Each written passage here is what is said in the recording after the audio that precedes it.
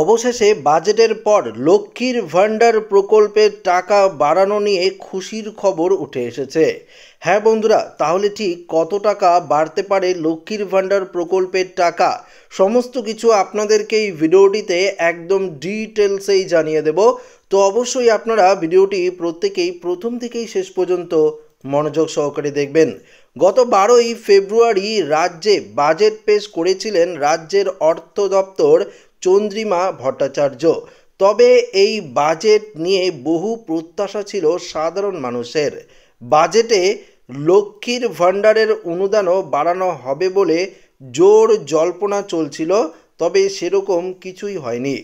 2026-এর বিধানসভা নির্বাচনের আগে তৃতীয় মমতা সরকারের শেষ পূর্ণাঙ্গ বাজেটে লক্ষ্মীর ভাণ্ডার প্রকল্প নিয়ে কোনো সুখবর না আসায় অবাক হয়েছেন অনেকেই। হয়তো আপনারা যারা ভিডিওটি দেখছেন তারাও অবাক হয়েছিলেন, কেননা প্রত্যেকেই জানেন যে লক্ষ্মীর ভাণ্ডার প্রকল্পের টাকা হয়তো এই বাজেটে বাড়ানো হবে, কিন্তু সে নিয়ে এই বাজেটে কিন্তু কোনো রকম কিছুই ঘোষণা করা হয়নি। তবে আপনাদের জন্য একটি সুখবর রয়েছে, দেখুন এখানে কি বলেছে।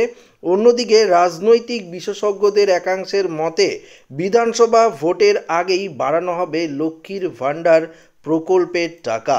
বুঝতেই পারলেন, ভোটের 6 মাস আগেই মুখ্যমন্ত্রী নিজে লক্ষ্মীর ভাণ্ডার নিয়ে বড় ঘোষণা করতে পারেন বলে ধারণা প্রশাসনিক মহলের।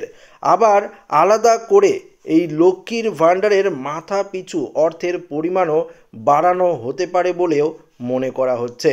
তো বুঝতেই পারলেন বাজেটে লক্ষ্মীর ভাণ্ডার প্রকল্পের টাকা কেন বাড়ানো হয়নি, কেননা সামনেই ভোট রয়েছে, বিধানসভা ভোট। এই ভোটের আগেই মুখ্যমন্ত্রী মমতা বন্দ্যোপাধ্যায় লক্ষ্মীর ভাণ্ডার প্রকল্পের টাকা আবারও এক ধাক্কায় অনেকটাই বাড়িয়ে দিতে পারে। তবে রাজ্য সরকারের দ্বারা প্রকাশিত বাজেটে লক্ষ্মীর ভাণ্ডার প্রকল্পে উল্লেখ করে লেখা হয়েছে, নারী ক্ষমতায়ন বৃদ্ধির উদ্দেশ্যে রাজ্য সরকার একগুচ্ছ জননী ভিত্তিক প্রকল্প রূপান্তরিত করেছে। এর মধ্যে লক্ষ্মীর ভাণ্ডার, কন্যাশ্রী প্রকল্প, রূপশ্রী প্রকল্প ইত্যাদি অন্যতম উল্লেখ রয়েছে। এই প্রকল্পগুলি রাজ্যের নারীদের জীবনের বিভিন্ন পর্বকে গভীরভাবে ছুঁয়ে আছে।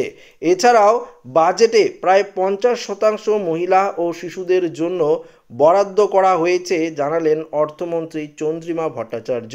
তো বুঝতেই পারলেন, নারী ও শিশুদের জন্য 50% কিন্তু এই বাজেটে বরাদ্দ করা হয়েছে, এমনটাই কিন্তু অর্থমন্ত্রী চন্দ্রিমা ভট্টাচার্যের তরফ থেকে বাজেটে প্রকাশিত করা হয়েছিল।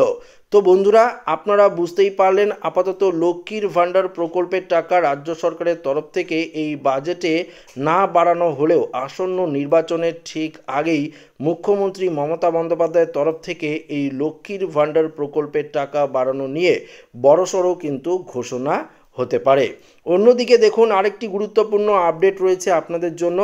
এছাড়াও যারা দুয়ারে সরকারে নতুন করে লক্ষ্মীর ভাণ্ডার প্রকল্পের জন্য আবেদন করেছেন, তারা আগামী মার্চ মাস থেকে ধাপে ধাপে এই প্রকল্পের টাকা অ্যাকাউন্টে পাবেন, এমনটাই কিন্তু সূত্রের খবর পাওয়া গিয়েছে।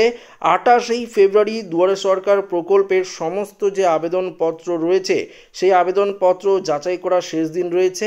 এর মধ্যেই সমস্ত কিছু প্রসেসিং করা হবে, তারপরেই কিন্তু এই প্রকল্পের টাকা আপনাদের অ্যাকাউন্টে পাঠিয়ে দেওয়া হবে। যারা নতুন করে লক্ষ্মীর ভাণ্ডার প্রকল্পে আবেদন করেছেন তারা হয়তো মোবাইলে অ্যাপ্লিকেশন আইডি পেয়ে গেছেন যে আপনাদের লক্ষ্মীর ভাণ্ডার প্রকল্পের যে অ্যাপ্লিকেশন সেটা সাকসেস হয়েছে। তো বন্ধুরা, আবারও একটি SMS আসবে যে এই প্রকল্পের টাকা আপনাদের অ্যাকাউন্টে খুব শীঘ্রই পাঠানো হবে, এবং পরবর্তীতেই আপনারা দেখবেন যে ধাপে ধাপে এই প্রকল্পের টাকা আপনাদের অ্যাকাউন্টে ঢুকে গেছে। তো আশা করি ভিডিওটি প্রত্যেকের ভালো লেগেছে। ভিডিওটি ভালো লাগলে লাইক করবেন, ওর সাথে শেয়ার করবেন, নতুন হয়ে থাকলে চ্যানেলটিকে সাবস্ক্রাইব করে নেবেন। ধন্যবাদ।